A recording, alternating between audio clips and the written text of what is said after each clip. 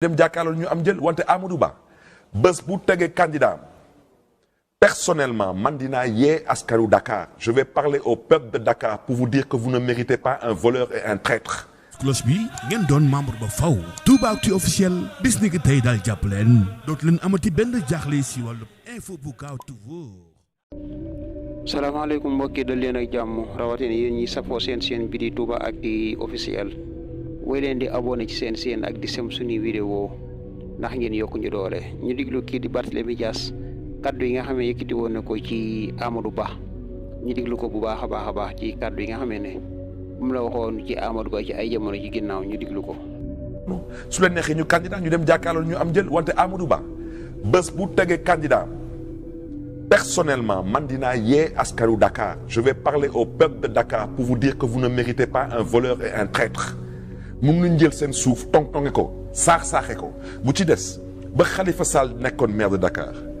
di góorgóorlu di liggéey ba Dakar dem ba mu dem lijjantil Dakar emprunt obligataire kan na ko xañ askanu Dakar du Amadou Ba il a poignardé le peuple de Dakar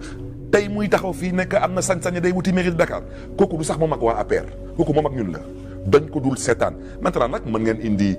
suma mag Diouf Sarr ngeen indi suma rakk Abdou Karim Fofana ngeen indi ku mu doon ñu xam ne lii mooy élection démocratie da ñu toog ñu waxtaan ñu defante ko ak gaañ yi ku yàlla may ndam ñu nangu ñu xam ne yow la yàlla may ndam mais nag mënuñu toog di seetaan ku sax-saxi suñu Dakar bi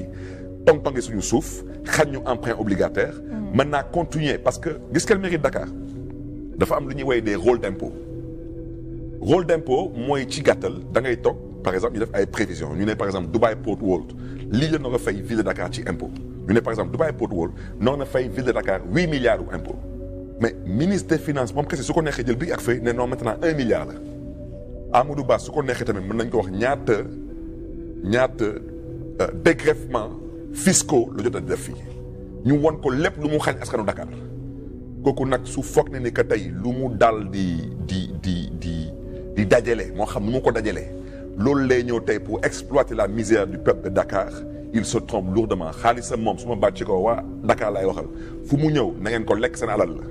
wante nekk leen ñett te yéen dégg ngeen daaj waaji du waaji jaaykatu suuf la moo leen xañ seen emprunt obligataire lu may wax ni su amut c'est une personnalité biir Sénégal il saisit le procureur de la République pour diffamation et pourtant je pense mairie bu moo ci gën a ndaw ndax am na sax ñu ne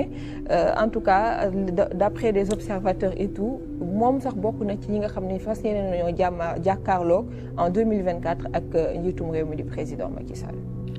wax dëgg yàlla nag boobu moom yaakaar naa ne xanaa wax dëgg yàlla nag wa nag bëgguma fa egg wate bés bu ma am na ay xeetu nit bés bu ñu nekkee président du Sénégal man danaa génn Sénégal balaa ñu may jaay parce que ñoom suñu paree jaay suuf si lu ci des mooy jaay nit ñi rek te man boobaa man wax dëgg yàlla man kenn du ma jaay parce que mën naa juum moonte esclavage jeex na ñoom lu ñu am ci alal tey nag mais il faut regarder le parcours de ces gens il faut regarder le parcours de ces gens il faut qu'on se respecte des fonctionnaires qui sont multimilliardaires kenn xamatul lu ñu am ci alal ci fonctionnaire du ndono bu jógee ci ndey du ndono bu jógee ci baay nga foog ne ni tey da ngay ñëw taxaw suñu kanam dañu nekk da ñuy jiite fan ngay jaar